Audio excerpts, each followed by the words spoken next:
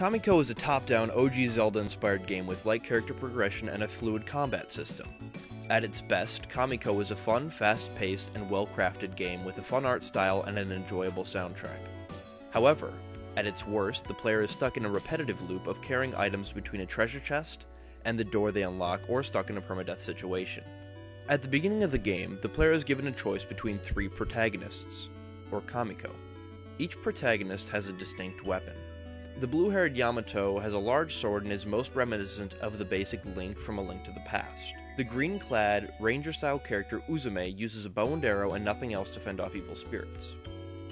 Hinome, the most mechanically interesting and unique Kamiko, throws her shield, which functions like a boomerang of sorts, and after throwing her shield, she uses a short sword to slash through enemies until the shield returns to her hand. The story is easily the game's weakest link, with confusing, incomplete, clunky, and hilariously poorly localized dialogue that cannot be skipped. Despite its best efforts, Kamiko's story confuses more than anything.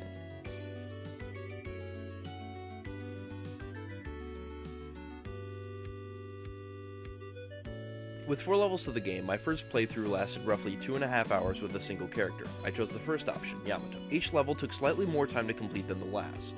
As you progress through the levels, the game slowly shifts from something more like a top-down Zelda to something more like a Team Rocket-based infiltration from Pokemon.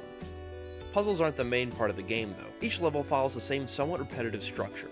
Free 4 shrines from evil by accomplishing various tasks throughout. Each level has 2 of the same kind of shrines that don't change from level to level, except for their location. After clearing the level, a mysterious red orb takes over a machine that you have to fight. The boss fights are definitely one of the best parts of this game, as they have the fluidity and feel of a more quickly paced Link to the Past. Another noteworthy standout is the soundtrack. A sometimes calming and exciting 8-bit work of art that does a fantastic job of setting the tone of each moment in the game. Although repetitive at times, Kamiko is a fun way to spend an afternoon or a long car ride with a short story and a fluid combat system. Priced at $4.99 on the Nintendo Switch eShop, it is easily one of the best deals on there. Hello friends and fellows of the internet, thank you for watching my first ever review of any game. This was the review of Kamiko for Nintendo Switch. I have a few more reviews planned and written, and I hope to make them soon. I hope to put them out pretty quickly. This was actually, probably took it like a total of 2 hours to make, so I'll probably be making more of these in the near future. And yeah, please like, comment, and subscribe. Peace.